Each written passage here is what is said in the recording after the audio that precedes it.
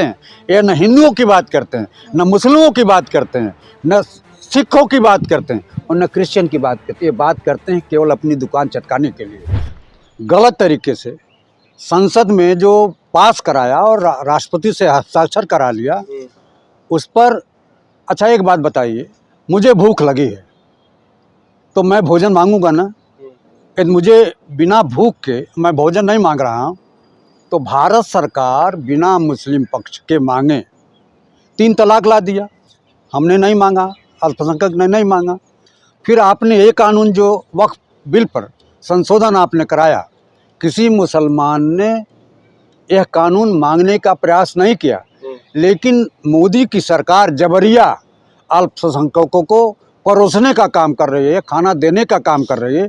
जबकि हकीकत है कि वक्फ बिल जो उनकी ज़मीनें हैं, ये मोदी सरकार कब्जाने की बात करना चाहती है, कब्जाएगी। और कानून की बात, जो धनखड़ उपराष्ट्रपति हैं, संवैधानिक पद पर हैं, संवैधानिक पद पर होते हुए भी उन्होंने जो सुप्रीम कोर्ट पर गलत बयानबाजी की है, ये निश्चित रूप से निंदनीय है। लेकिन जिस तरीके से मामला जो निकल कर आ रहा है, और मोदी जी साहब तो साफ साफ कह रहे हैं ना, इससे गरीब मजलूम जो लोग हैं, जो दबे हुए लोग हैं, उनको फायदा मिलेगा। आप बताओ, नरेंद्र मोदी की बात पर किस बात पर भरोसा करते हैं? पूरा देश उनका भरोसा कर रहा है, आप जैसे लोग नहीं भरोसा कर रहे हैं। उन्होंने कहा था देश की जनता को हर खाते में 15-15 लाख रुपया डालूंगा। आपको मिला? मिला कि नहीं मिला? आप सारे लोग बुद्धिजीवी हैं, मिला? नहीं मिला। उन्होंने कहा था कि प्रतिवर्ष 2 करोड़ नौकरी दूंगा। किसी नौजवान को नौकरी मिला? और उन्होंने ये भी कहा देश के नौजवानों के हक पर डाका डालने के लिए उन्होंने कहा कि पकौड़ी तलो। आप बताइए, ये देश के नौजवानों का उपहास नहीं है? और जिस धारा के तहत एक लोकतंत्र का 4 स्तंभ होता है, न्यायपालिका, कार्यपालिका, विधायिका और ये जो आप मीडिया हैं, मीडिया लोकतंत्र का 4था स्तंभ है, और उस स्तंभ को आप कमज़ोर करने की बात करते हैं सुप्रीम कोर्ट को।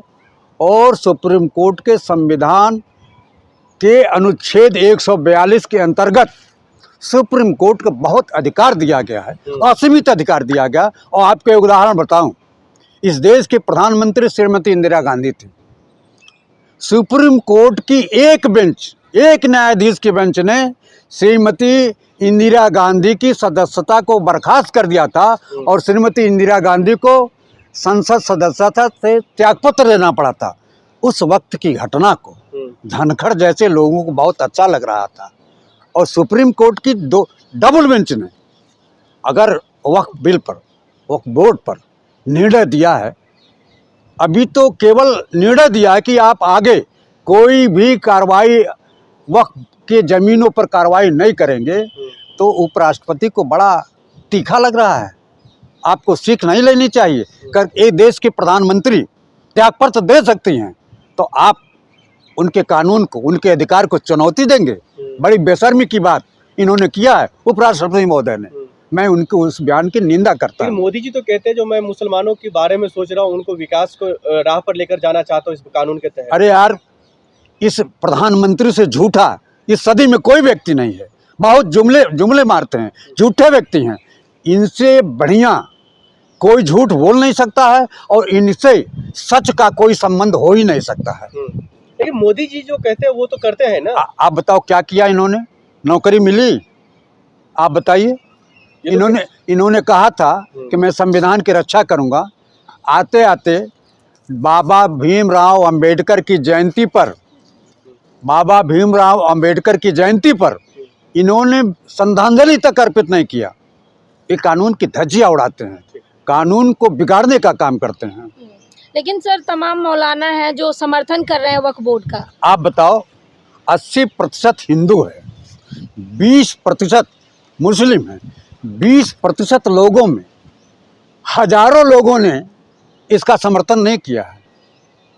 और इसका आपको बताऊं, जीता जागता उदाहरण बंगाल है। बंगाल के मुर्शिदाबाद में जो सांप्रदायिक दंगे फैलते हैं, जो वहाँ नंगा तांडव होता है, उसमें 150 लोगों के खिलाफ कार्रवाई होती है। 2 लोग टोपी पहने हुए बिहार के लोग पकड़े गए, उसमें जो बंगाली होगा निश्चित रूप से अपनी भाषा में बात करेगा। एक भी व्यक्ति 150 लोगों में बंगाली भाषा में नहीं बोला।